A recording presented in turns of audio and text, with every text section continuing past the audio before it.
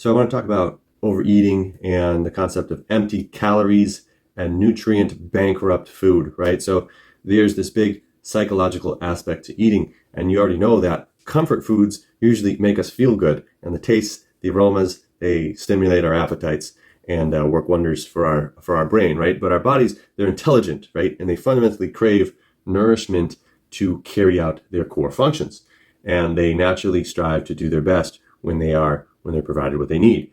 So unfortunately, a lot of people don't get what they need, and we end up in survival mode, right? So we're basically taking in so many empty calories, which just simply lack nutrients, and they don't deliver what our bodies need to do their jobs properly. So as a result, not only do we have this buildup of toxins and all this other harmful stuff that is not cleaned out, and the overall decreased performance that comes with it, that lack of energy, but the body also holds on to more and more fat as an emergency source of energy, right? So the fat is the emergency reserve of energy the body holds on to. And what does that mean? More fat, weight gain, okay? So it's a stubborn fat, and basically there's a lot of reasons why we can't get rid of it.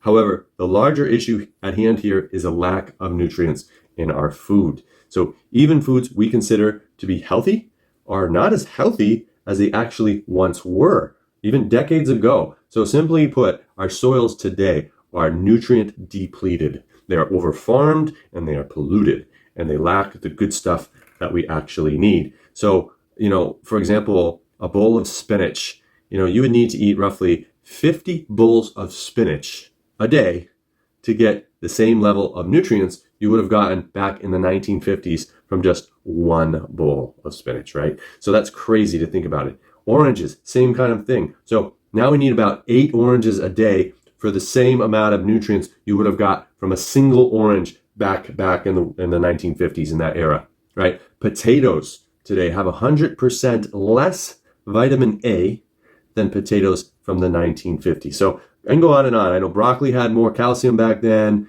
and tomatoes, basically you need a ton more, carrots even. So what does that mean for today? How do you get the nutrition you need? Okay, you do need to supplement, right? And you need to get the best stuff you can possibly get. But nutritionally dense food, where do you find them? Okay, that's the bigger question. That's probably the more efficient way. But the answer to that is through superfoods. So superfoods, right? So even though most of the stuff is depleted today, superfoods will give us the best bang for the buck. And that's what I want to highlight and talk about. So make sure you know what superfoods are good, and I'm going to talk about that. I've got a couple resources for you below that will help you figure it out.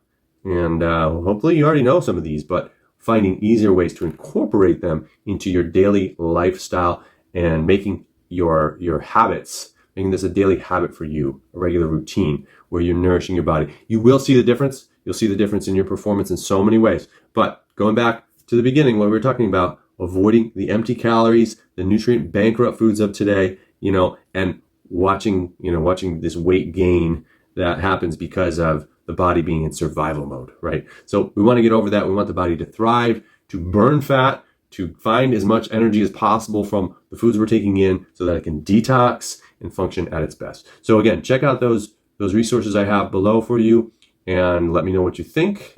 Always here to help out. Love to hear your feedback. Thank you.